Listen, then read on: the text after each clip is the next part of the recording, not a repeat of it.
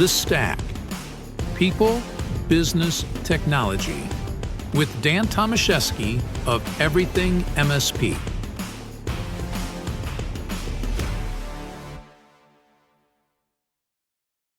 Hello, everybody. Dan Tomaszewski here. Welcome to another episode of The Stack, where we focus on people, business, and technology.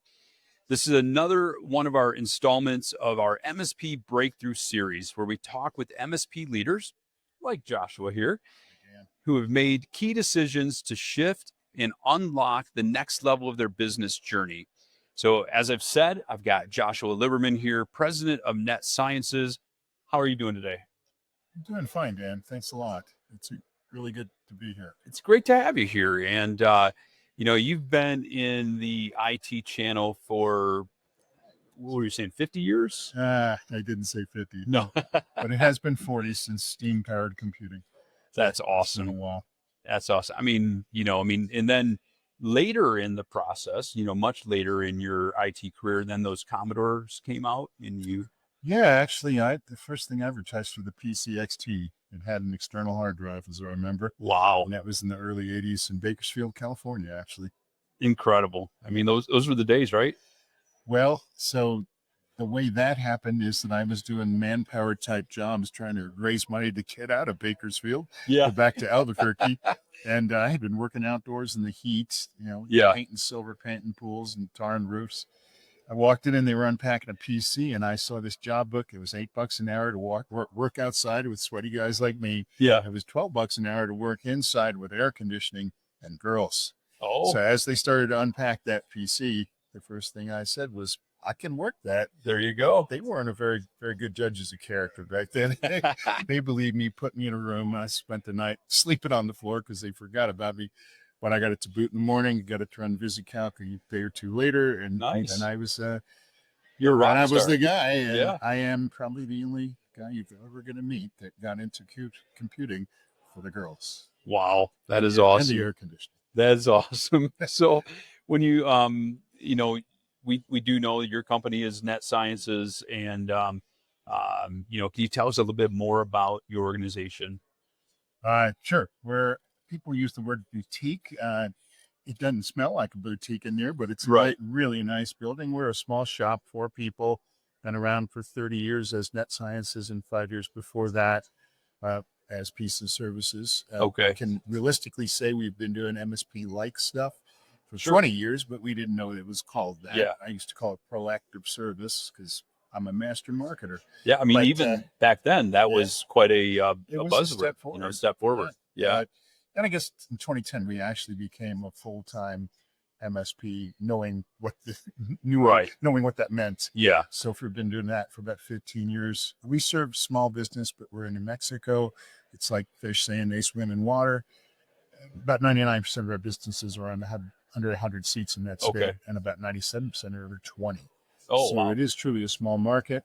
And most of our clients fall in that 10 to 50 seat range with a couple of outliers on either side. Gotcha. And I think the only thing that really separates us is that we really take ownership and don't quit till we fix something or it's dead. Okay. And we're going to get there, but Yeah. we're also very, very security focused. Way different from some other industries. Okay. So we'll start jumping into your breakthrough moment. You shared that back in January 2020, you decided to, standardize and adopt on a standard security stack, no exceptions. Can you talk a little bit more about that? A lot of people think that they're visionary and that they set the future. They made the future happen. I got lucky. In 2019, we had set up a relationship with a couple of new vendors, got really great pricing from them being an early adopter, ASCII member, for example. All those things helped. So 2020, we had raised our rates in January and apparently raised them enough because as COVID hit a couple of months later, we decided to just turn everything on for everybody. Until then, I'd had 2 tiers of security. And, of course, it's hard to argue that there are some companies that don't need to be secure or as secure. Right. And while I was wrestling with how to make that happen, how to bring everybody on up to the top level, I decided March 13th, yeah, we're going to just do this. Okay. And so we started pushing tools out in the background, moving people from EDR to MDR, turning on DNS filtering at every endpoint, encrypting our endpoints, and on and on and on. There was quite a bit Yeah. more. TrueGrid came on board Yeah. for us for remote Yeah. proxy and RDS connectivity. It just all happened in a couple of weeks, actually. Right. And almost nobody fought it. Now, they didn't see any more charge, so there wasn't that battle. But, everybody knows that the old fight is it costs more. The new fight is it seems a little inconvenient. Okay. And I won't say we didn't go through any of that because we flicked on MFA. Right. In 365. I basically just pulled all the levers or flipped all the switches I could at once in the, see what sticks to the wall Yeah. fury, because we went from having 10, 20% remote endpoints to half, and most of them were tangos or devices we didn't manage. Yeah. That we didn't know anything about. And right. I wasn't able to tell these businesses, next week you're going to double your expense, because everybody didn't know what was happening. Yep. There was a lot of fear, and I won't say it was over nothing by any means, but we did really well, and I was amazed. Now, we all know IT was a critical industry. Yep. But even though we lost a lot of sites quickly to retirements and sellouts or failures, we burned ourselves into the other ones so well that I don't know that we've lost another site since then, other than people we've had to let go. So do you think, making this change during COVID was easier for you, or would it be just the same today? It was easier because it was harder for our folks to push back. They really needed us. Okay. They were willing to accept the fact that I was making good decisions for them. And I really didn't take the amount of pushback that I expected. Okay. So perhaps, maybe we parlayed that to our advantage. So what gave you that confidence, that boost to say, we're making the standardization? I was delusional. I mean, I've always kind of fell back on that when nothing else works. Right. Yeah, I just convinced myself it'll be fine. Yeah. And so far, so good. Well, sometimes we have to do that, right? I think we fear that by doing this, there's going to be this issue, this issue, this issue. And usually, not always, usually all those things we fear never happen. Would you agree? Yeah, fear is a funny thing. So I wrote some stuff right as COVID hit, and I talked about how important it was for the MSPs that were on the forums around the country and the world, worried about everything, to accept the fact that we had a pretty good shot at being small scale heroes. And all we had to do is keep a stiff upper lip, make sure that we understood that we had the wherewithal to figure things out, to ride it out, and to make things work for our clientele. And generally speaking, that was just what it took. So how did you present this change to your clients? Well, to some extent, I didn't present a thing. I didn't tell them a lot of it. They don't know that there's a SOC behind their EDR. Right. What did they know? They didn't know there was DNS filtering. They didn't. What they knew was MFA, and what they knew was if a logo or an icon changed somewhere. Yeah. So I stepped them through it bit by bit. I wrote to everybody individually. I threw it in our monthly newsletter, and I made direct phone calls. And I'd spent a lot of time kind of talking them down off the ledge, although a lot of our customers, half of them, didn't have the fear that I expected.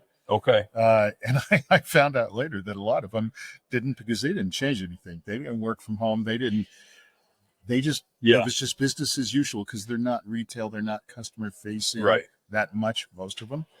So for them, they didn't need to change. So they didn't. Okay. Well, that makes it easier, right? So, in hindsight, what would you say the biggest benefit of removing it as being optional from your stack? I mean, because you just made it across the board. Yeah. I mean, we went from those tiers to a single, you must be this tall to take the ride situation. Yeah.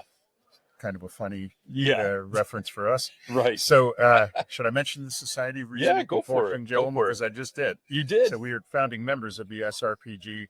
Make sure you reach out to Dan for more information. Yes. So back to today's story. The reality was it wasn't really that challenging. Now, in 2022, we raised our rates again. In 2024, we did. But I had to eat a lot of cost expense for deployment. and for the delivery of those tools. And you could see it in the numbers. Yeah. In 2020, it hit us hard. In 2021, we recovered and had our highest revenue year and our highest Nice. profit year, or highest profitability year. So it really did turn around. But we did have to take a risk. You know, in 08, 09, or in New Mexico, that happened in 09 and 10. Right. We're a little behind. But when we had that hit from financial shock, we skilled up. We brought in more tools. I hired somebody new. I had a pretty good idea that we were going to get through that just as well. So I just, bought on the dip, if you would. Okay. Yeah. Yeah. But the biggest advantage of going to that flat stack, other than the fact that we're doing everything we know how to do for everyone, is that it was just complete homogeneity everywhere. You Okay. had the same equipment everywhere, the same stack, same operations, the same procedures, the same troubleshooting, the same data silos, which we've reduced now. We have a single SOC behind everything. Back then we had 2 or 3. But we were in that process of making everything the same and making all of our troubleshooting and all of our support easy. So, I mean, ultimately, if you have one stack, this is your stack, you really don't have to worry too much about pushback or a client dictating. Yeah, it's when you become an MSP. I just wrote an article a couple of weeks ago about this.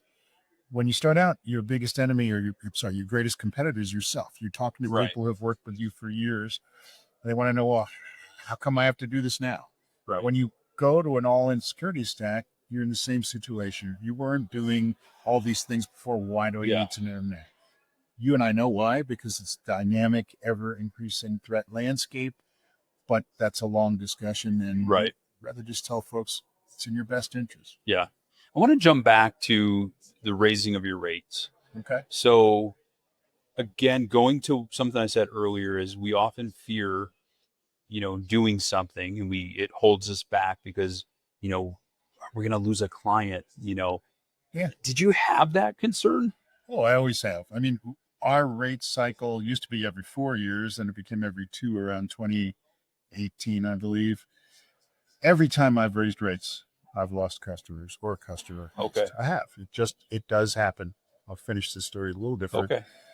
But in each case, I've never lost a good customer. And in each case, I can predict almost 100% who's going to falter when we do that. I think I've lost one customer that surprised me ever by doing that. Yeah. Your weakest relationships, and nothing's a higher correlation than that. The people that you have the least trust with and the weakest relationship with are the ones that'll shop you when you do it. Now, I did lose customers in 18, 20, in 22, and in 24, when I raised our rates. The last time, of course, so far, I didn't lose any. And that was the first time. But again, I never lost maybe a 5-seat edgy but good customer. Generally speaking, I never lost a good customer. Just the weak ones. Okay. Yeah. Yeah. I mean, and it's not a bad thing, right? You can't not do what you have to do to deliver a secure experience for your clientele. So that means either you have to pay poorly, which you can't do, and keep morale, or you have to cut corners you don't want to, or go home with too little money yourself. Yeah. I chose not to do those things. Right. So absolutely. It happens. Joshua, I want to thank you for sharing your story with us today. This is a great example about how clarity and confidence can help, drive your business forward. And, it comes down to just making that decision and saying, I'm going for it, right? Yeah. Once again, I'm going to recommend Self-Delusion. It has worked for me for decades. Yeah. Yeah. Awesome. Thank you so much again. All right. And this wraps up today's MSP Breakthroughs. And until next time, we'll talk to you soon. Take care, everybody.